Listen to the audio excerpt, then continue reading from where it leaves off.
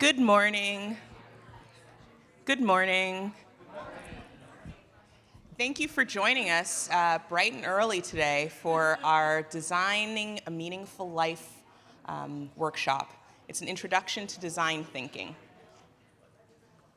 So has anyone here heard of design thinking? Show of hands. Has anyone participated in a design sprint? Okay, great. So this will all be a great new experience for us. So why are we doing design thinking at the Milken Conference? And why are we doing it hosted by the Center for Strategic Philanthropy? Well, let's think about design thinking. Design thinking is a process for creative problem solving. And the theme of this conference has been navigating a world in transition. We know that the world is moving rapidly. We know that things are changing rapidly, and that the problems and opportunities that lie before us are more complex and involved than ever. Design thinking is a tool for these more complicated problems and times. It's a new tool in the toolbox, ultimately. At the Center for Strategic Philanthropy, we work with families and foundations to maximize the impact of their philanthropic giving. Strategic givers aren't the givers of old who write a check and move on. They get close to problems. They get dirty. They get messy. And design thinking is a way to bridge the gap between philanthropists and the communities they're trying to impact most. So today is going to be a really interactive and hands-on session. We want you to take risks, but trust the process. And if you are planning to, this is a partner-based exercise, so if you are planning to leave a little bit early, just be sure to communicate with your partner so that they're not left without their meaningful life designed. And I will hand the reins over to our friend Kathleen here. Kathleen actually led a design sprint for us back in New York City with our partner here, Cindy. So you are in great hands. Thank you again for joining us. All right, thank you. Okay, so this is going to be a little different than the panels that you've been to. That's probably why you got up at 7:30 in the morning for this. Thank you so much. Most conferences I've been to, they might offer yoga or you meet for a run, and this is really going to be exercising your brain, but in service of a really important part of your life, which is you and your life design. So let's get started. When I first started setting up, thinking about, I work with the Education Design Lab is my day job, and we design education for education problems. And when I thought about designing my life, the first thing that came to mind was water. Water is something that brings me joy. And that was, when I observe my own, what's my go-to, I think about water. This is actually me, those are my toes, on my 30th anniversary trip to Antigua in January. It was fantastic, and it brought me joy, but I wouldn't want to design my life around the beach. The beach does not bring me meaning, it brings me joy. So observation, as you'll learn in a minute, is one of the key tools to think about how to understand the problem and design for human-centered design. So observing myself, I went to my iPhone and I looked through my pictures to say, okay, that brings me joy. What brings me meaning? And you might be surprised by the picture that I kind of first landed on. This is scrolling through my iPhone. So as I said, in my day job, we design, we're working on designing education toward the future of work. And this is a room full of tables like the one you're sitting at a university, where we were brought in to design an innovation culture for a university that was struggling with innovation. And so there's me, you see me over on the side looking rather pleased with myself, because these people they're really grappling with the innovation, and I've designed an exercise, a design thinking exercise that's got them super, their brains are really in high gear, and they were in high gear for a day. And so when I look at that picture, I think, okay, I'm helping universities figure out how to transform for the future. So that brought me meaning. So that's interesting. I just observed myself stopping with my iPhone on that picture. Okay, so that's a data point. You're going to be getting some of these data points from your partner in a minute. So what are we going to do in this session? You'll try out, as Mally said, some basic tools for design thinking, and you're going to do it in service of a personal design question. How might I design a more meaningful life?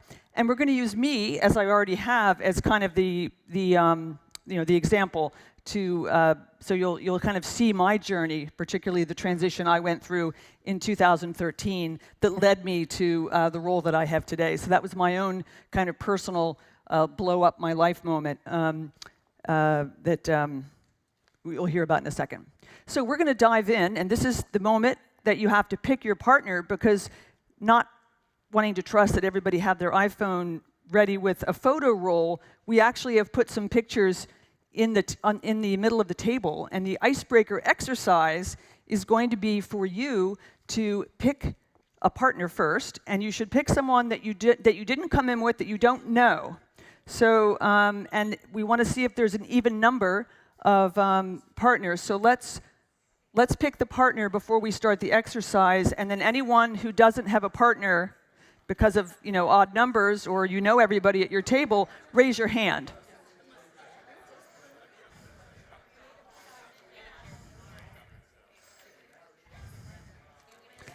Okay, has everybody found a partner?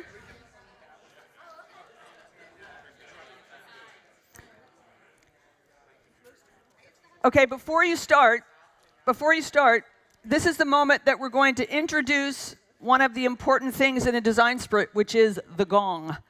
The gong, Mally will test the gong. Okay, and we'll do it, we'll mic it if it's not loud enough, because that means stop. I'll say go, and stop will be the gong, which will be your sign to, okay, end of that part of the exercise. So we're going to test it out, and you're going to meet your partner with this icebreaker.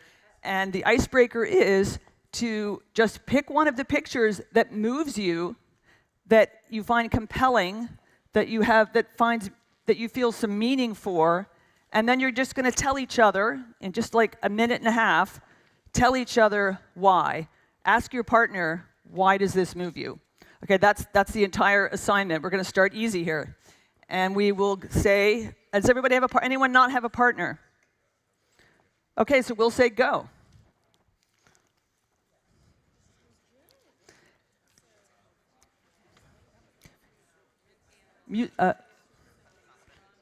Let's see.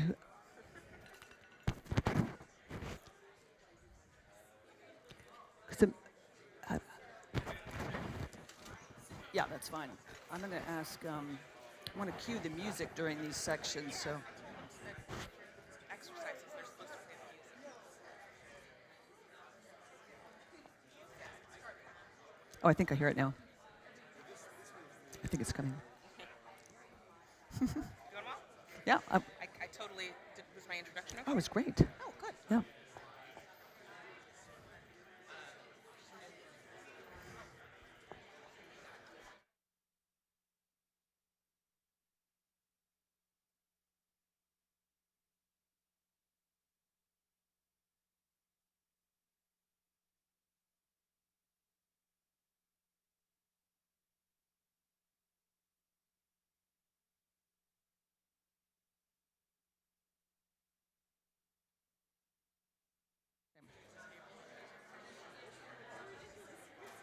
Yeah, because.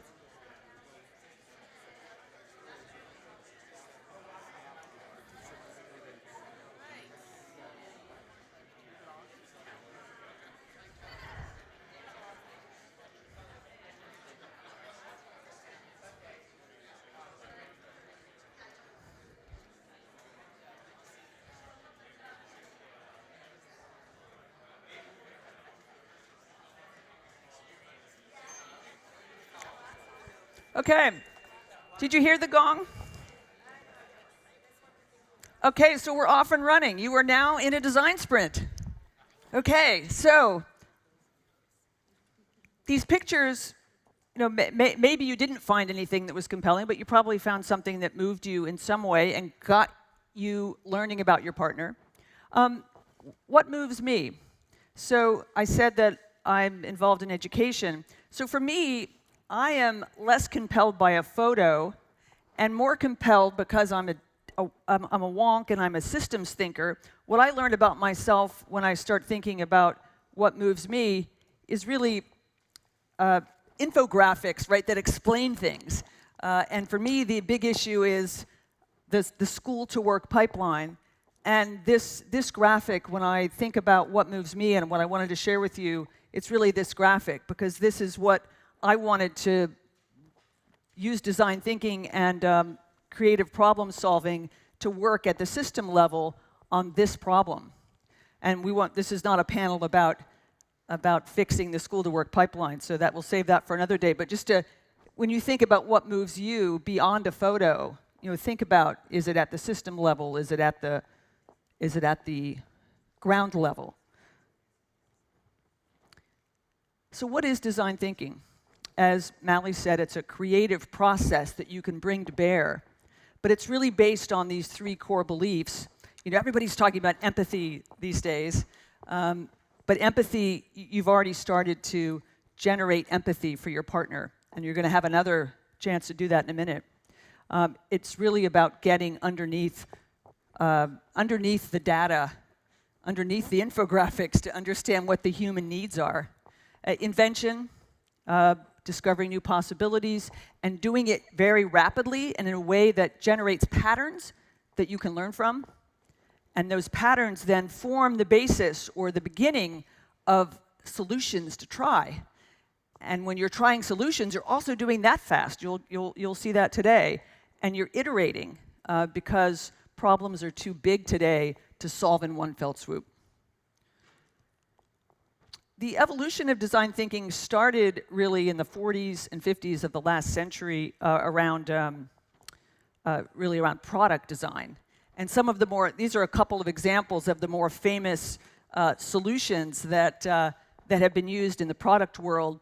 I'm old enough to have used that potato peeler on the left, Thanksgiving, peeling the apples for the apple pie and your hand is killing you. Well, the guy that started OXO is actually, he designed a new potato peeler for his wife who had arthritic hands. And so one of the things you learn about using human-centered design is that you can design for the extreme user, but it actually benefits everyone.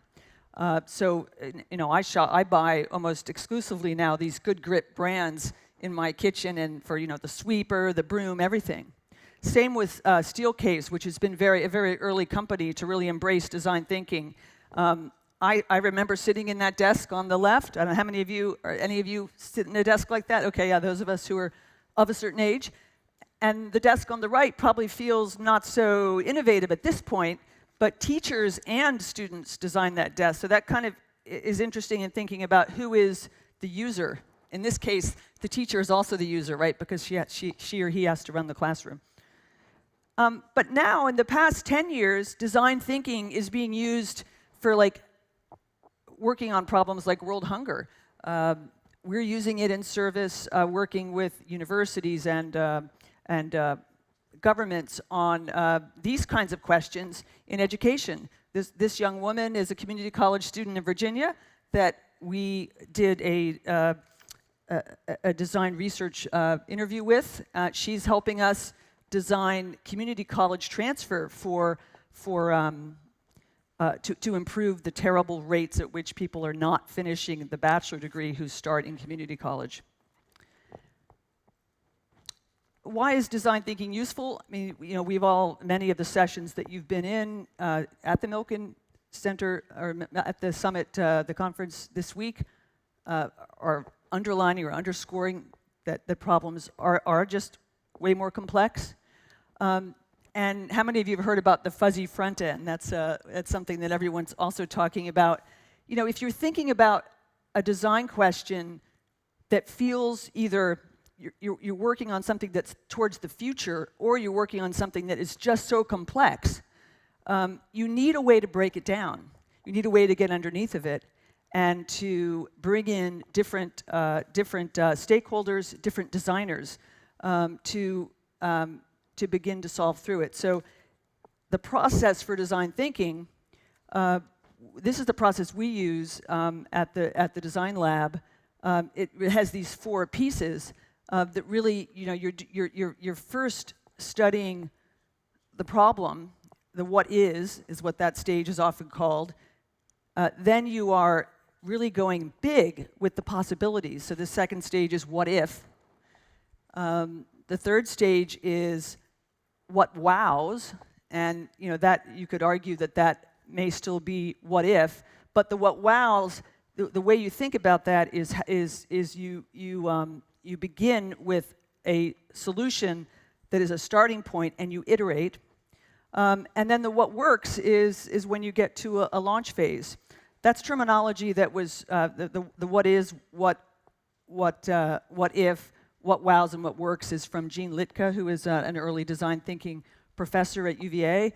But a lot of people are running with different versions of that, and you can really put it to work in service of any design question, as you'll see. We'll only get up to the prototype stage today in a sprint, but you'll certainly get a taste of it. So we're going to jump right in. The first stage, the understand phase, you are now going to get to know your partner in service of designing a more meaningful life for them. And as we said, empathy and insights, you really need to get underneath what they say and see what they're doing. So you are going to ask questions. You may now open your packet. I see that some of you already have. This gentleman is jumping ahead. That's fine. Now is the time to open your packet and look at the first exercise. When you interview, the interview techniques used for design research are often, first you ask a certain round of questions and then you dig deeper. So we're going to do the interviews quickly, but in 2 rounds. So in the first round, we've given you some questions. Often we don't always we don't always tell you what the questions are in advance. We ask you to figure them out. But because we're short on time, we've given you some questions that we think will help you get to know your partner. You can ask other questions as well, but you're going to have 2 minutes. Yeah, so you're going to have 2 minutes to get to know your partner. So and you're going to have 2 minutes to partner 1. Let's decide right now who is partner A and who is partner B, because it might get confusing otherwise. So pick a partner A and pick a B, okay? Okay, so partner A now has 2 minutes to interview partner B with this first round of questions, okay? And and the partner who is doing the interviewing, write down some notes, because you're going to need these. So keep track of what you're learning. Okay. So let's put 2 minutes on the clock. The music will play.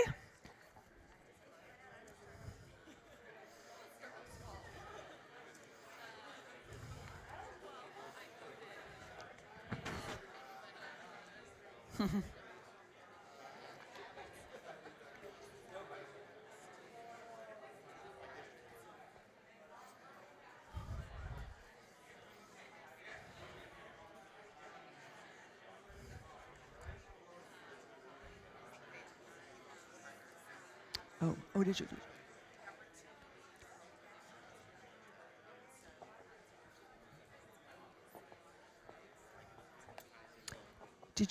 Did you lose a partner? Oh, okay. Okay. Oh, okay. We can get you another partner if I'm just concerned about time, but you can try if that's okay. We're being fast. Okay. They're going to do 3. Yeah. Adaptable. Sorry. So they each have 2 minutes. Mm-hmm. Okay. Yeah.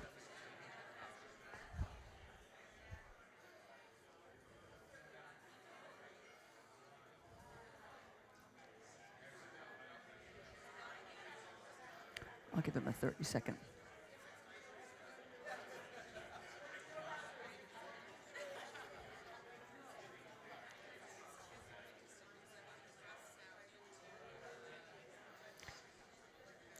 Okay, 30 seconds left for this interview.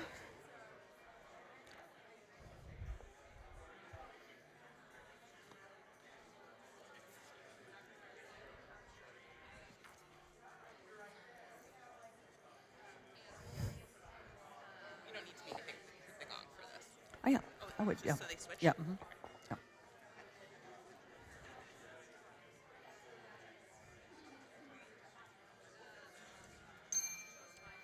Okay, time's up for partner A to have interviewed partner B. Now you're going to switch, and you're going to learn in reverse. Okay, you have 2 minutes for this.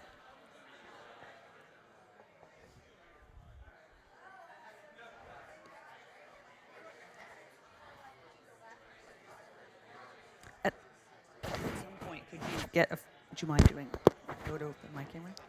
Did already and tweeted. You're nice. Thank you.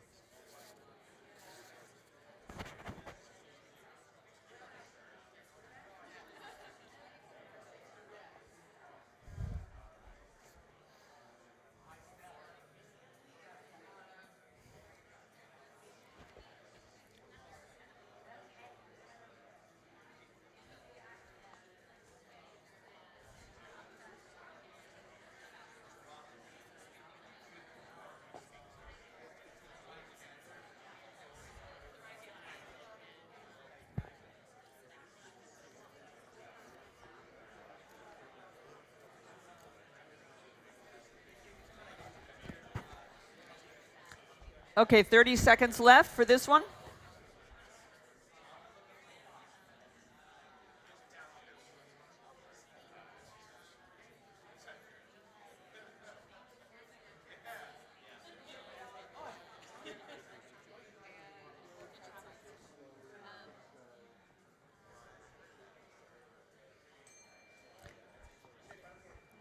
Is that it? Okay. Okay, the 2 minutes are up.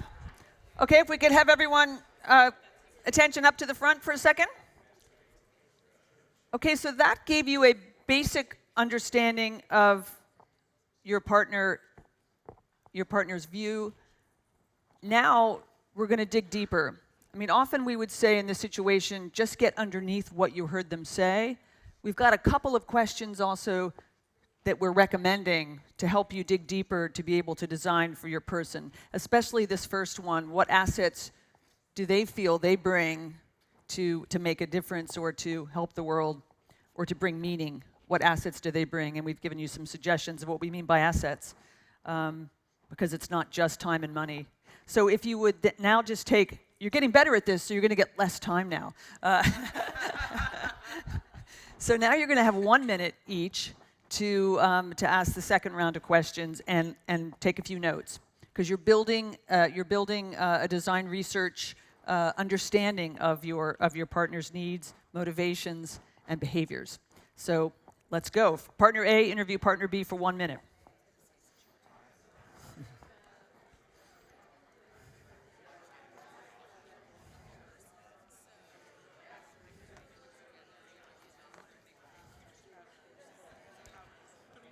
Not too bad. Yeah, not bad. Yeah.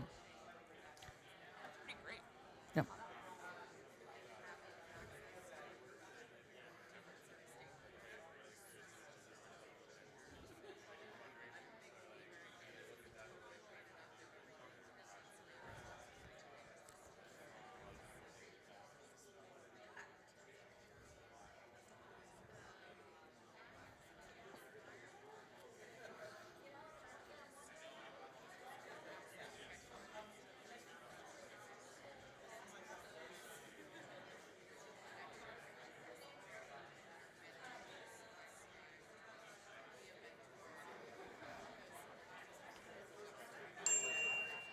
Okay, time to switch.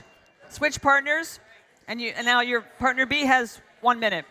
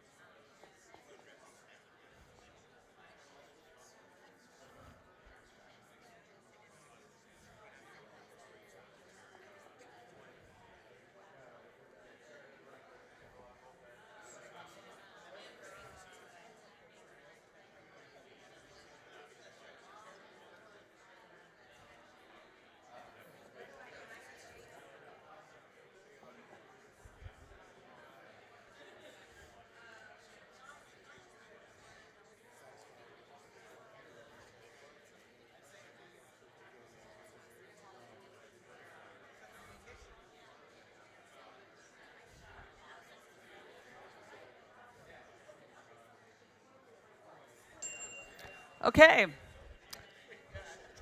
We're going to ask you to eyes up to the front. How's it going? I'm sure you feel like you don't have enough time. You do feel that way? Okay. Okay, just checking. I mean, it would be surprising if you said you did have enough time. So you're getting an understanding. In a sprint, if you were doing a full 6-month research project, you could take more time to analyze these things. But in a sprint, we have to go quickly. But you still should come out with some insights. Speaking of insights, this next exercise, I think, you'll learn a lot about your partner. You're now going to observe them. You are going to ask them. This is an observation tool that you're going to have your partner. You're going to actually hand them your packet, and they are going to fill out this next exercise. You're going to observe what they choose, and then you're going to interview them about why they filled in their tanks this way. So this is pretty self-explanatory. In fact, in the book, Designing Your Life, that 2 Stanford professors have written, which, by the way, on college campuses, increasingly, there's a course called Designing Your Life, which, there have been articles about Stanford and Yale. These courses are the most popular courses on campus, and people fight to get into them. So the Stanford professors wrote a book, and they do a similar, they have a dashboard called your Joy Dashboard. We're doing it a bit differently for midlife folks. How full is your tank is a really good way to get at very quick understanding of how people are feeling about how meaningful their life is. So we're going to give you, how much time do we have for this? We find that you can fill it out, your partner can fill this out pretty quickly. So we're just going to give your partner one minute to fill it out, and then you're going to take it back and then interview them. Question here. Are we doing this based on, right now, as of this moment here at the Milken conference, or more a broader view? Great question. The question was, are we doing it just about how we feel today at this conference? No, more broadly, your life in general. Yes. Do we have one glass to fill all of them, or could they all be filled? They could all be filled. That would be, then you might be able to leave early because your life is.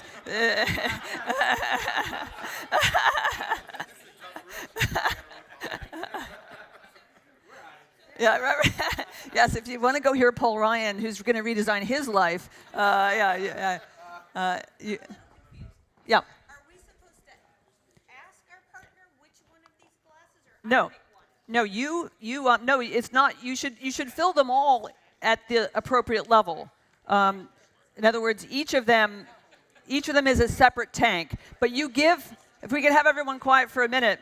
So you're going to give the packet to your partner, and they are going to fill in each tank at the level for that thing, spirituality, community. They're going to fill each one in. But so your partner is doing it about their own life and then giving it back to you. So you're saying, partner, I want to see how full your tanks are. Could you fill this out? And then you'll take it back. Does that make sense? Yes. Okay. You have a minute to do that, and we'll put the clock on now.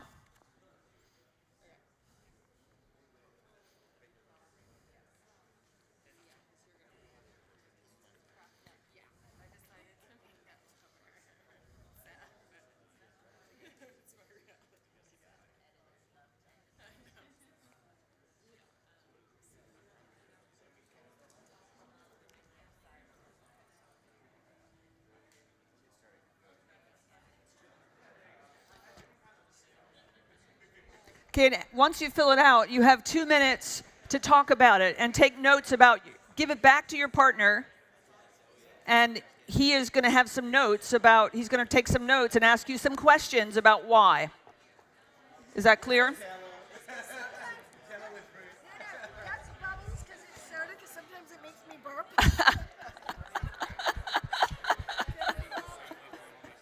That's great.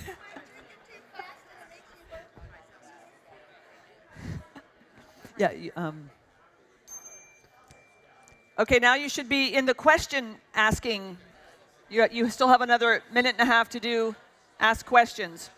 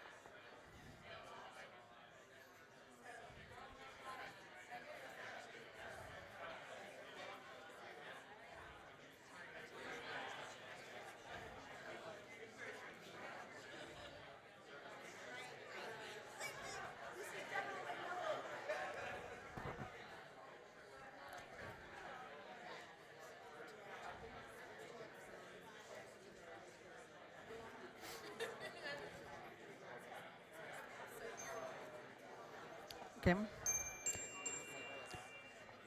Okay.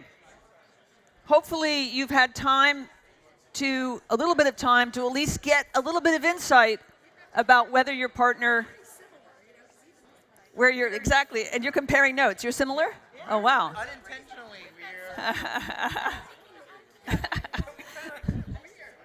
Okay, let's bring the room back. If we could have everyone's attention. I love it that we had Cindy at this table actually put bubbles in one of her tanks. She was so excited about that part of her life. Okay, could we have everyone's attention? We need to move on to the next part.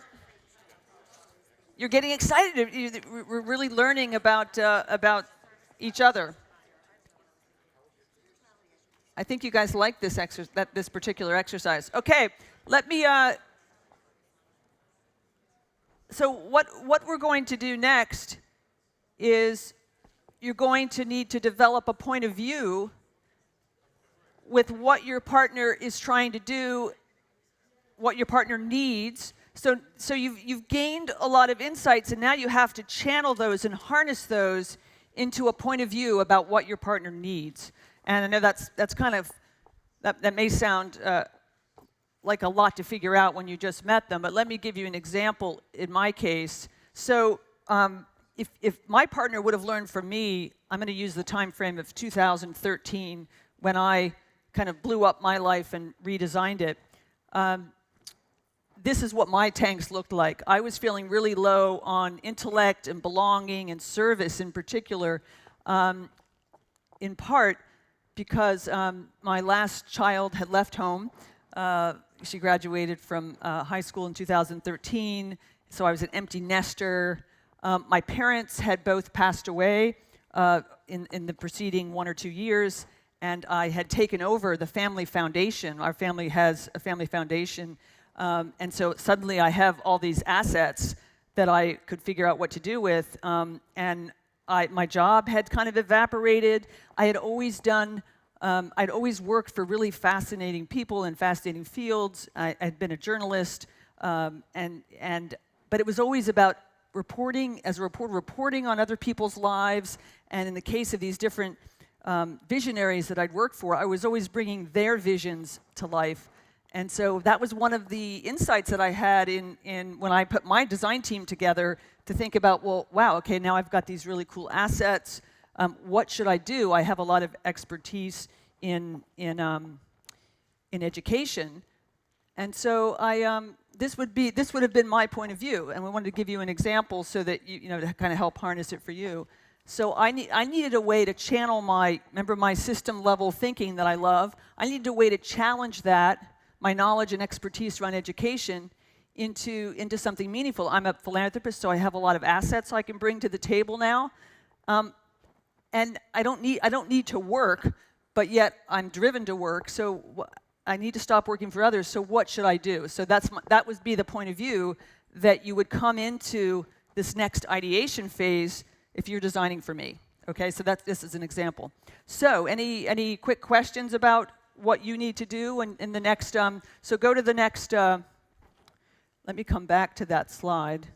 If we can go back one more. So you're going to do this now. Any questions about that? You're going to do it for your partner. Great question. So you're going to develop a point of view because you're the designer for your partner's meaningful life. So you are actually going to do this by yourself, based on what you've learned. So you have your notes. Okay. So I'm afraid you've only got 2 minutes to do this, but you're working on your own. So let's start the clock now.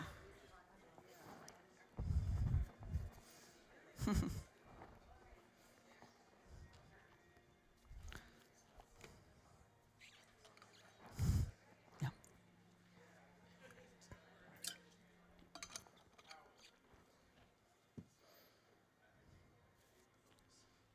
I'm going to go forward.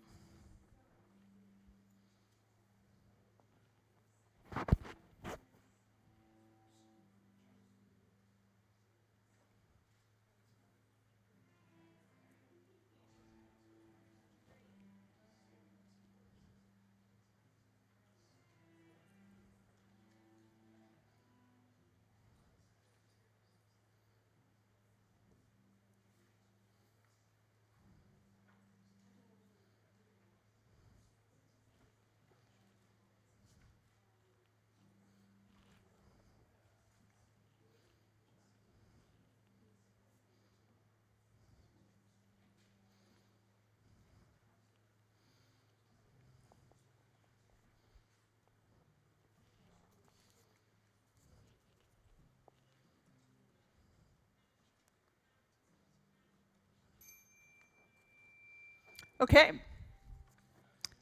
We'll stop the clock, and now comes the fun part. If you're someone who likes ideation, which I do, now you get to take what you've learned in the human-centered research phase, and you're going to begin to generate ideas for how you might design a more meaningful life for your partner. So the guiding principles in a structured ideation phase are really to work quickly and to show your work and to recognize that there is not one right answer. There might be many, and you're really trying to capture possibilities that will not be your final idea. I mean, you don't have to get too hung up on the fact that, wait, this might not be the right idea, because if you generate a lot of ideas, you're going to see patterns that could become pieces of a solution. Doesn't have to be the whole solution. And you're going to have plenty of chances to try them out, to see what works, to fail forward, as you've heard that phrase used a lot, and to you'll get there. So what's nice about in a world of complexity, what's nice about the idea of ideation is that it's the divergent thinking, because you could argue that more is better in this early stage. Often in teaching design thinking, people will use this example of the pottery professor who told half his class to work and to create one amazing pot. And he told the other half of the class, okay, your assignment is to generate as many pots as possible. And you can guess which half of the class came out with a better pot. Somewhere in the many pots that got created, there was a great germ of an idea or a possibility for a pot, whereas the people focused on the one just kept working on the one. So that gives you a sense of the two mindsets that that we bring to the table here. So you have for your next exercise a set of boxes, and these are each for you're going to capture one of your ideas in each box. And we're asking you to generate 5 ideas for your partner. Now, all you can do in this box is really kind of headline them, and that's fine. But you're going to headline 4 or 5 ideas for your partner in these boxes, and then you're going to have a chance to share with them and learn from them what's working for them. So that'll be early. Even at this stage, we're testing with the user. We're testing with the partner. I have a confused look over here. Is this, we got that? You have not shared that. That's right, because you're developing a point of view. So we're kind of going off without much. Yes. Yes. I mean, you can, because your point of view doesn't usually get shared at this point. When you start to see the ideas, you may that point of view is a living document or a living point of view, right? You may have to shift that point of view once you start to get feedback on your ideas. Good question, though. Okay, so you have. Let's see, how much time do you have to... You have 2 minutes to generate ideas. Some of you I see are jumping ahead, so let me let you get to it. So again, this is a heads-down exercise where you're generating ideas, and then we'll sound the gong in 2 minutes, and you'll get to share.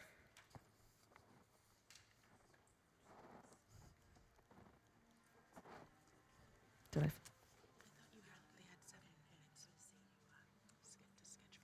Yeah, that's right. So we are, yeah. Right, because they're going to share part of the sharing. Right, yeah. But keep me in check. Yeah, that's good.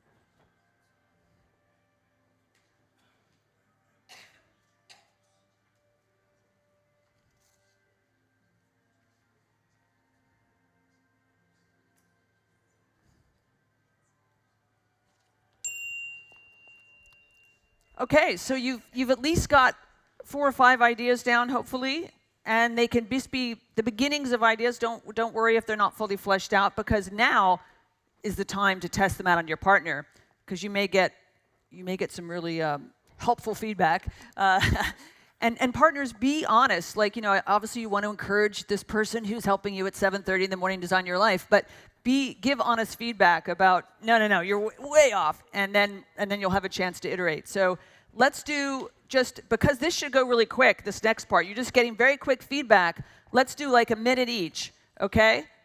Go. You can, sure, you can. Yeah.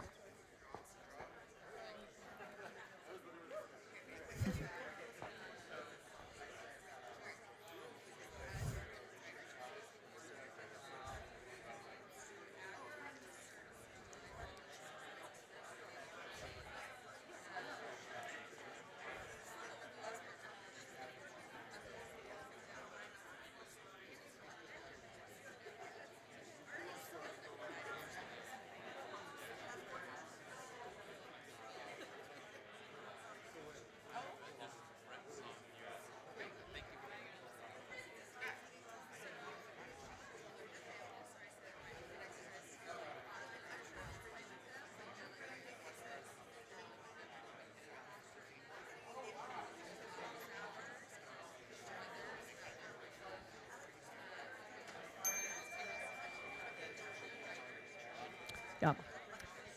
Okay, now you should be switching, if you can. Let's give them extra on this. I feel like they need it.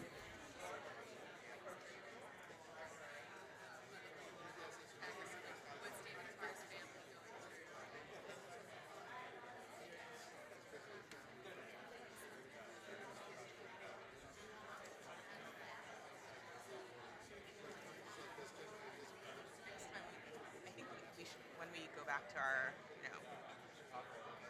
regular lives, we want to do more of this with our philanthropists. Yeah. Love to help you think about that. So nice to see people are actually like, people can be a little bit. They're into it.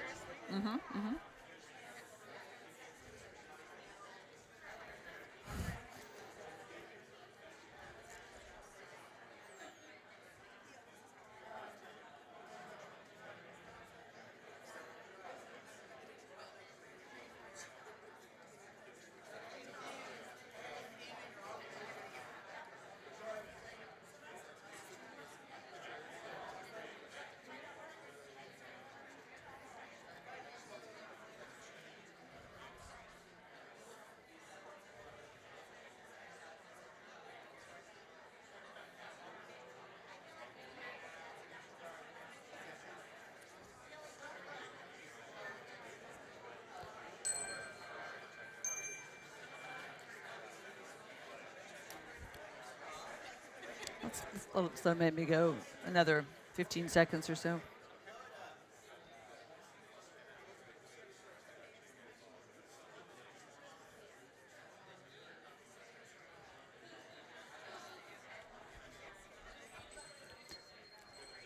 What do you guys think? Are you finding that your partner is getting your motivations, is really kind of starting to understand some of your needs? I'd love to hear an example at this point of, tell me like one really interesting insight that you've learned about yourself from hearing your partner design for you. We've got one right here. This is, what's your name? Enrique. Enrique is going to give us an example. Good morning. Hello? Can you hear? All right. In our conversation, my understanding... Hand mic. No, now it's hot. My understanding of intellect for a minute had been that the more you read, the more you know. But in my conversation with Cindy, it's not always that you also have an internal part of you that is intellect, and then you could share with everyone. And that's something that we came up from here. My vision and my thought of what an intellectual person is was not all there until I met her. So. Oh, interesting. That's cool.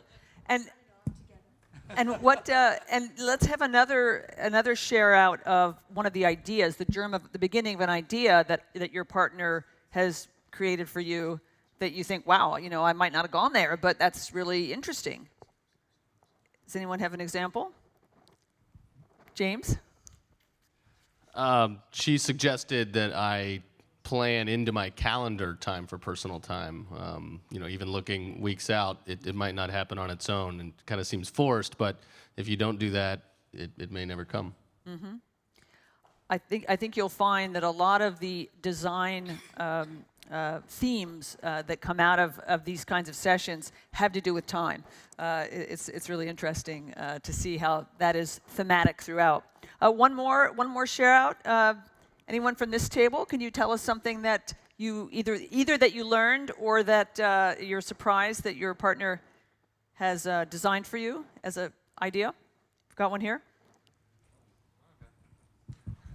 Yeah. I mean, we feel like we're pretty much on the same page. So nothing outside of the box. But she's an educator, and so she's 1 week away from summer vacation. So it's a very stressful time for everybody, not just the students. And right. So she's looking forward to being able to disconnect and also reconnect while building on the intellect, and repurposing and retooling for when you go back and meet the kids again. Yeah. What's funny is that I actually drew a microphone for his box, and he got the microphone right. Yeah, that's right. So it was perfect. Good segue. He needs to be talking about his life more, right? So I want to encourage you at this point to think big, right? So there's incremental kinds of designing your life, which might be about finding more time, but you should be thinking big here. Not just about how to make every day a little bit better, unless if your tanks are full, or you think time is really your main issue, then by all means, if you like your journey, then just make it about time. And when you get to what we're going to prototype, that will be a decision point for you, and you should maybe confer with your partner. What is the kind? Do you want a big solution, or do you want kind of interstitial solutions? I mean, that's something to think about. So for me, these were some of the ideas that my design team, so I actually pulled together in 2012, 2013, different folks. I hired, kind of a business strategist to work with me. I had a philanthropic team to work with me. I had friends. I had family. I had some venture capitalists and some venture philanthropy people. And these were some of the ideas that people sketched for me, right? And I give these as an example because the next step for you is to figure out, okay, what are you going to prototype for your partner?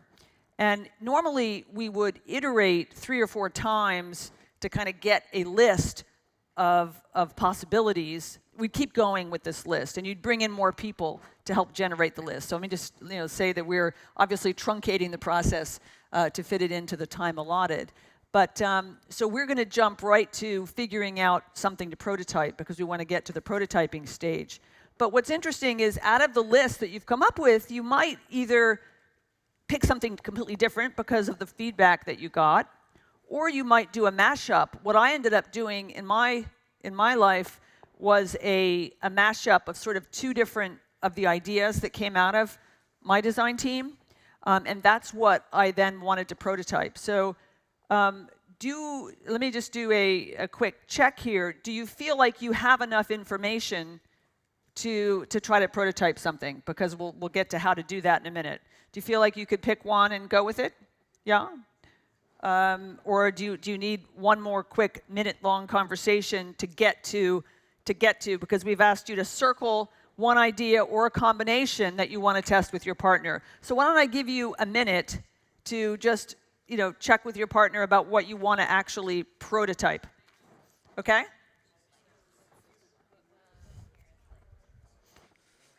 Yeah, this is where it gets hard.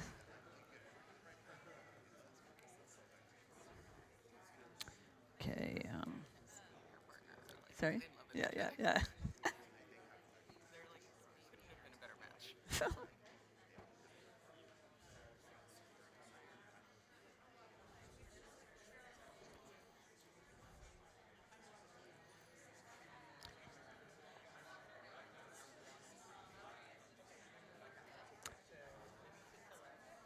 This woman lost her partner too.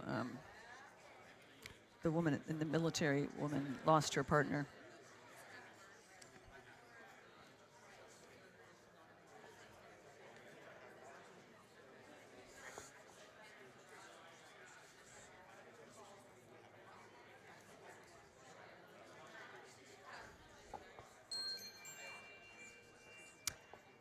Okay.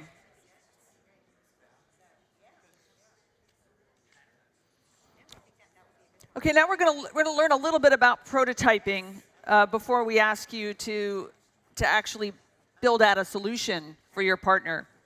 So, you know, a prototype is it's kind of the first step towards an elegant solution, but it is built with intent to learn, rather than you know, it being the full package that solves the problem. So it's really it's a testing tool. So does anyone recognize what this is a prototype of?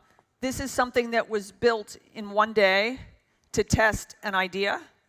That is, you know, it's a thing that actually happened. I'll give you a hint. Somewhere on the West Coast, it was prototyped? Yes. Very good. That was the first day the team said, okay, how can we begin to figure out whether Google Glass works?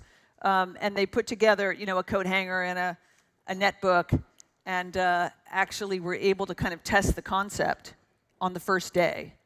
And what were they trying to test on the first day? I just think whether you could, you know, what you could see, I think, through the sheet protector. But that's kind of the value of speed, because even in its rawest, earliest form, you can learn from it without having to invest time and money into the solution.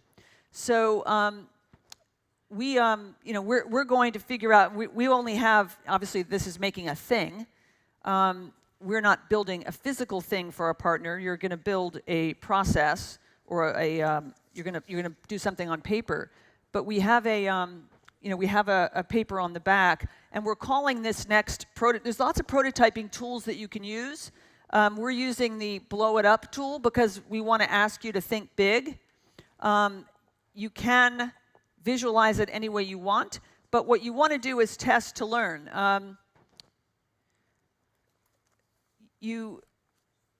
When you think about how can you test a solution, let me give you an example of Zappos, right? So this was in the age of internet shopping, was pretty early. You know, they were kind of the first big shoe people to do shoes online. They were trying to decide. I mean, I worked in online at the time, and I was at AOL, and we really struggled to figure out how do you get people to buy clothes and things online that you have to try on, right? And so Zappos was, you know, what they decided to do to test whether people would buy shoes online was to not actually stock up inventory. They just tried to sell shoes online, and then and so this is their prototype. They put up a website, they invited people to buy shoes, and then every time someone, you know, clicked on the shoes, they would go out and buy them and then ship them. So they became, you know, basically a personal shopper. That was their prototype to test the model, which then obviously worked because the time was right. People were willing to buy shoes if you had the right return policy. People were willing to buy shoes online. That was the moment, and so they were able to be first mover in that market. But their how can you test the solution was just to see if their premise. So they were testing the assumption that people were ready to buy shoes online. So what is the thing that you could test on the back of a piece of paper with your partner to see if your prototype, your idea for a prototype, could work? No. Oh, absolutely. And let me give you an example of what I did. So I anticipated your question, because for me, how was I going to test, what I circled on my ideation boxes. And so what I started to do was kind of put together like a pitch deck, because the first thing that struck me as what I could do with my assets and my networks and who I knew and what I knew was to create a venture philanthropy fund. So my idea was to create a pitch deck and actually to go around to other people that I knew and start to pitch it and see whether they bit. So that was my prototype, was really a pitch deck of a concept of what I might offer in the world. So so you could just for your partner right now construct a visual of something like that. So program is fine. You could use a calendar tool, but again, I encourage you to think big about thinking what would really be meaningful for your partner, not just working around the edges. So any other quick questions?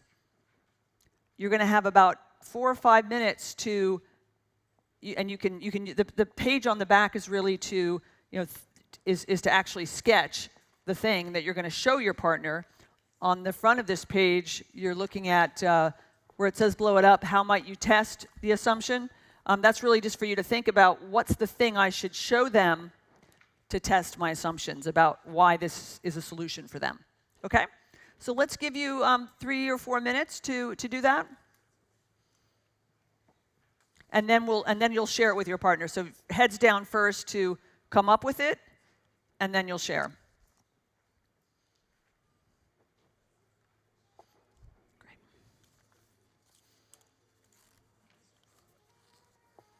That's good, yeah.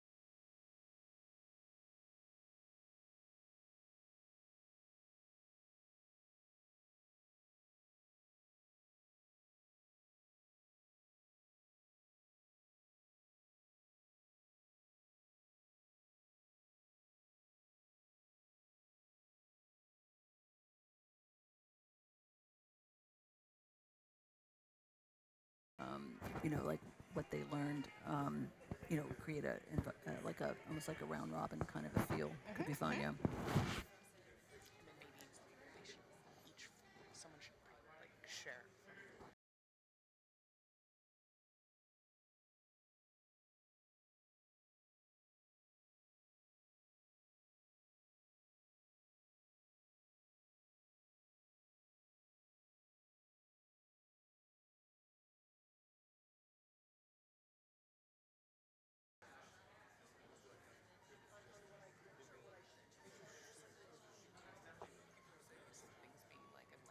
I know. They're like walking, they go, huh?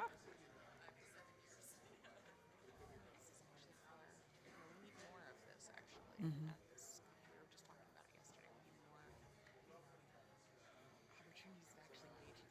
Right, I think that's right.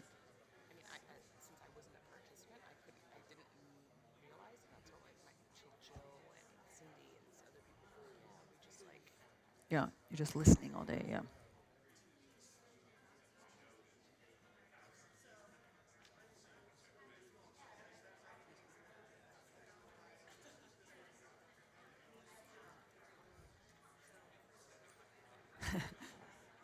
More paper, it's cute.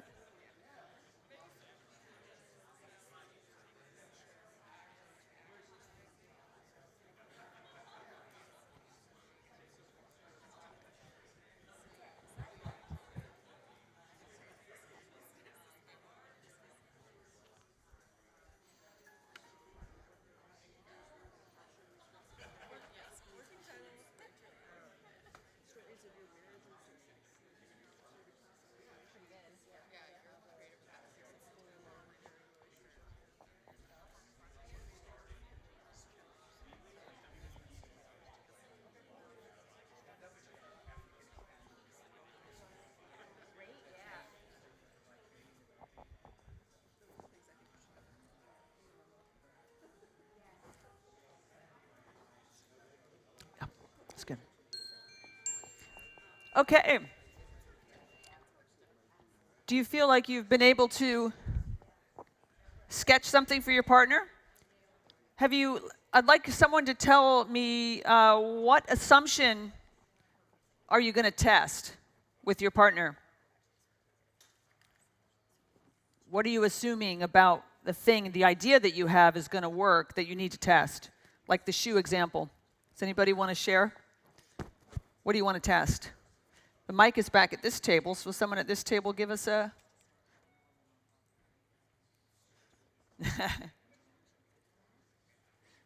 Here we go. You guys are being shy.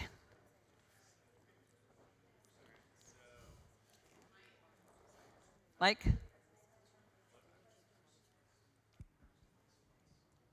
Hello. There you go.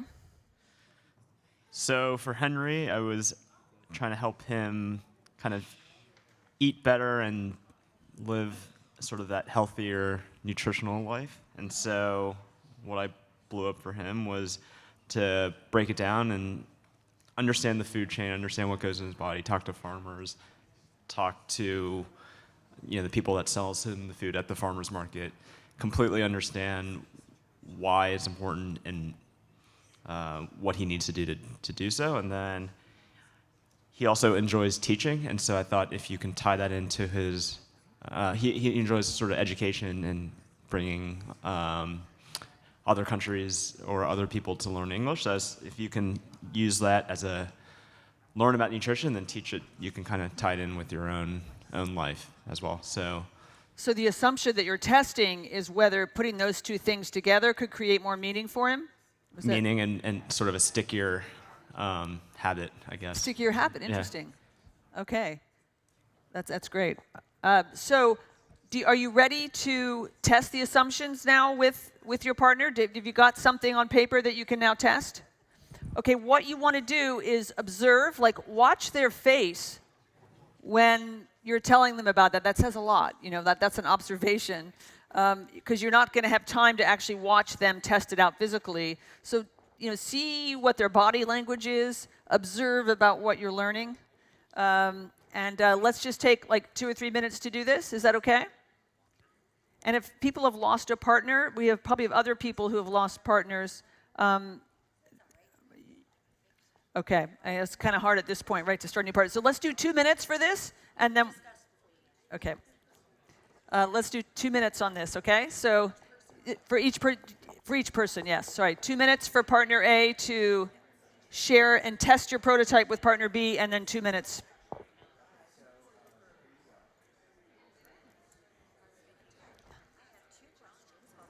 Sure. First of all, I thought that was an Apple Watch, which would be would that be cool? Miraculous design. I'm like, Let's do that. she's not only so damn good at that. Like, could you imagine? Because I hate, like, sometimes I'm wearing it, but That would be super cool with the thingies. yeah, you could change the. Oh, like a mood ring. Sometimes, like, it's like, I mean, today I'm okay because there's other times you're like, The thing is the fuzzy line. It always bothers me that it's straight at the end. Oh, well, that's actually my last slide. That's so funny. It's Okay, not straight at the all end. right. See, all right. There you are. Like, you're setting me up. I want to be like, but My last slide is that the straight line, that you're always iterating, right? And that's what DeWan, I said that to DeWan. I'm like, DeWan, you're driving me crazy with this straight line. Yeah. There's no way that's Absolutely. a straight line. That's going to be curvy and bumpy. Absolutely. You and your partner seem to get along. Oh my God, we're like, Oh, I can't. Too bad he had to leave. he's the best. Enrique, I liked him. I know. We're going to communicate again, so he just learned about it. A lot similar. Go back to my table and be there. But yeah, that one, There won't be as much partner stuff for the end, so you'll be fine. That's funny. That's my last slide. Is the fuzzy line iterating, looping.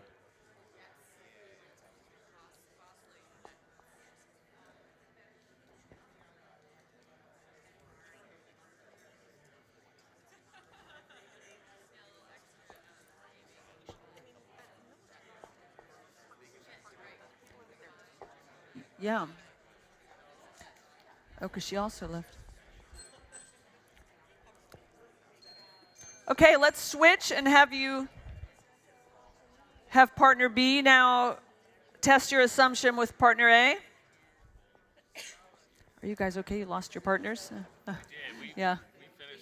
Oh, you did? Okay. All right. Well, we'll get off of this in a minute. So. I'm seeing tomorrow who's starting a venture capital fund for women and minorities. Oh, wow. And so I know you're in that Yes. area, so I want to get a card. Oh, yeah. Love it. I'd love to introduce you guys, but That'd be fantastic. Yeah. it was very cool walking Yeah. through this. Yeah. Yeah. Yeah. And I would actually really love to get your card too. I actually run a design thinking, Do you? inventive design workshop for the military. Oh, are you kidding? Yeah, I'd and love no to. one else is really doing it. That's me so and my cool. partner that I work with kind of created it. We begged for time to do it because it's not really valued in the military. Yeah. So Oh, I think it would be. That's probably not going to make rank because I chose to take this path. wow. Are you based in D.C.? Are you? Norfolk, Virginia. Okay. I'm in Virginia. I'm in D.C. Yeah. That's great. I would love to get your card Yeah, and absolutely. talk to you more about Okay, good. what I can do to make a bigger impact on the military. Fantastic. No, I'm just wondering, how do I know, because I'm bad at this, are you, what division of military are you? I'm a supply officer, so that's what this is. Okay. But that's part of the reason I said I'm probably not going to make rank because I'm not working in the realm that I'm trained to work in. So Okay. now Oh, they're interesting. Like, well, we paid to train you in supply and logistics, and now you're doing design thinking. Oh well, we're gonna blow up your. She's gonna blow up her life. Yeah, Navy. And I Yeah. was looking for the anchor or something. Is there an anchor there? Is it- No, so we Okay, we'll talk. We'll definitely talk. Yeah.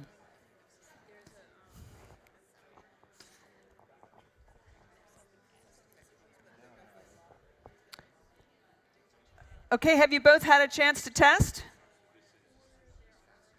Okay, let's come back to the front here.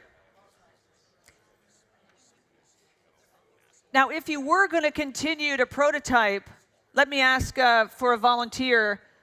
What did you learn that you from your partner that like? Is there anyone your assumption like didn't work out? Like you need to maybe take a different path.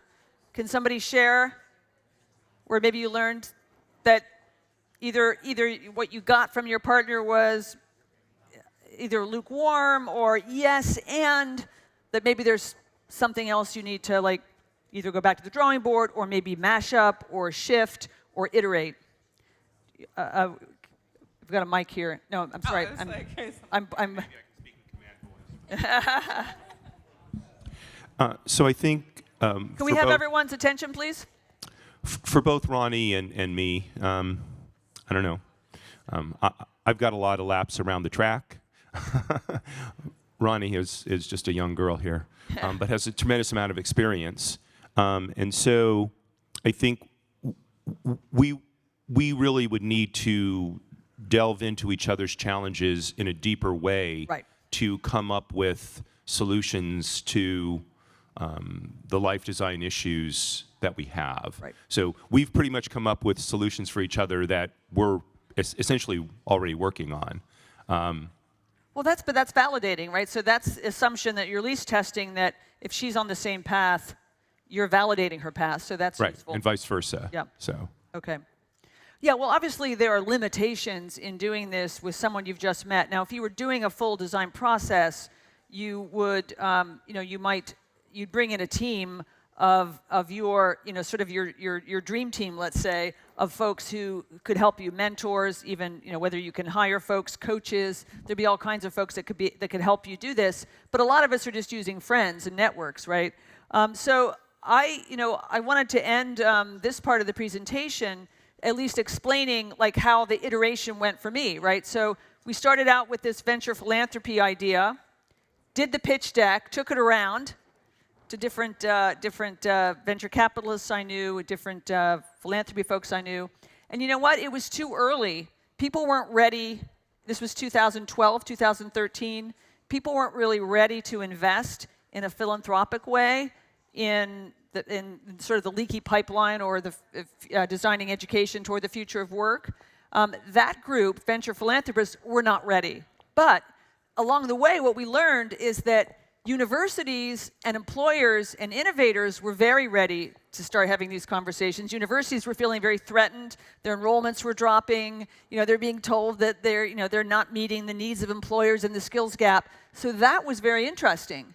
So what we ended up doing was using design thinking, because what was missing was that it was very siloed between universities, like high school, universities, and employers, very siloed at a time when complexity demanded that these groups work across, that we work across, and that students should be the thread, that student-centered design was really what employers were asking for, because they said, you're not meeting our needs, we need students to be ready for the workplace. Universities were understanding that they had a 500-year-old model that wasn't working, and for very many students at this point, and student debt was getting so high that at this point people were ready for change. And so we started the lab really with a frame of design thinking, but also with a frame of both helping these different groups because they started to come to us immediately and allow us to test with them by doing design challenges where they had fuzzy front ends around the questions. Like the first question we started with was,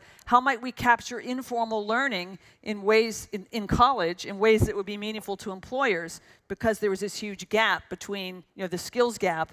How do we solve for that? And how do we create new credentials? So that's one of the first things we worked on. So it became a nonprofit hybrid, kind of a consultancy, but also an advocacy organization. And now, 5 years later, this is the homepage of our website, and that was actually those students are from one of the early apprenticeship projects that we did, which was an alternative to college. And we're working with about 100 universities. We're working with about 50 employers and a number of foundations and a lot of organizations like UNCF that serve low-income students. So it's been an iteration, and the slide I wanted to end on, Cindy came up to me during the break and said, but wait, is it really a straight line? Does the fuzzy front end ever really straighten out to a solution that is the 100% solution? And the answer is no. And so when people talk about design thinking from a reference of mindset, the mindset is that you're always iterating and that you're always testing assumptions. And in a complex world, that's really essential. CEOs, IBM started doing a CEO study about what's your biggest problem, what are your biggest global challenges. They started doing it, they've been doing it for years. But a couple of years ago, the thing that began to show up every year as the number one problem was complexity. And their number one need was creative capacity to work through complexity. And so that's really why I believe that design thinking has sort of taken off, which it has over the past 5 years. When we started using it, and we would do in one of these sessions, we'd ask for a show of hands like Mally did. How many of you have heard of design thinking? 5 years ago, unless you were in San Francisco, we get no hands would go up. And now gradually over the years, like a lot of you guys have already been exposed to it. This woman is working on it in the military. It is taking off as a construct for creative problem solving. So with that, I'm sorry that we haven't we can't now go out and do a launch or a continuing to iterate, but we wanted to make sure we had just a few minutes if anyone has any questions about either the design thinking process or how it's used or how you might use it in your lives. Any questions to close out on? One here. Let's see. I'm going to go here first, and then we'll come back to you, Jill. Yeah.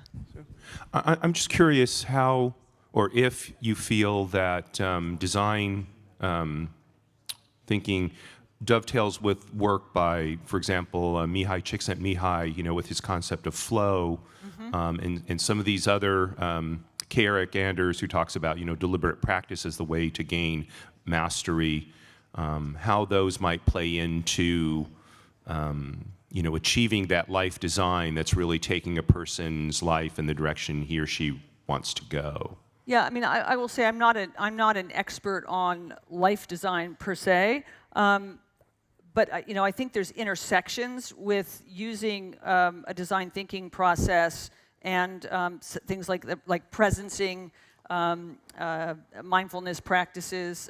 Certainly those can be underpinnings about the how. I think the what is probably more what we focused on here in this session.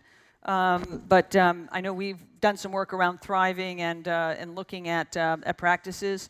In fact, even in our design lab, we're working on a resilience badge as one of the mindset badges that we're offering to students, because that seems to be something which underpins both happiness, self-efficacy, and thriving. And so those are practices which we would run alongside a meaningful life design session. So, but I'm not an expert in that area. So we had a question over here next, then we'll come to you, Cindy. So this was really interesting for me. I'm a journalist writer, and I wrote a memoir, and I teach memoir, and I ghostwrite a lot. So it's about like helping people figure out the arc of their life and what things mean. Right. So dovetails a lot with that. I was wondering if you had recommendations for further reading. Yeah. So the book that Designing Your Life is, I think, useful.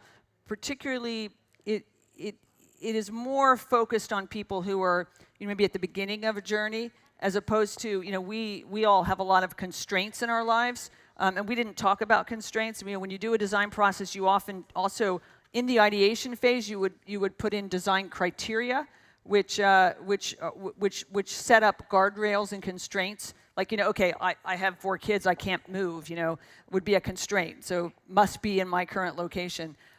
So we didn't talk about that, but so I would say anything by Gene Litka would be interesting to read. This book, Designing Your Life, which is by the Stanford professors. One of them is named Evans. Gene Litka is Liedka, and I can talk to you further about other suggestions.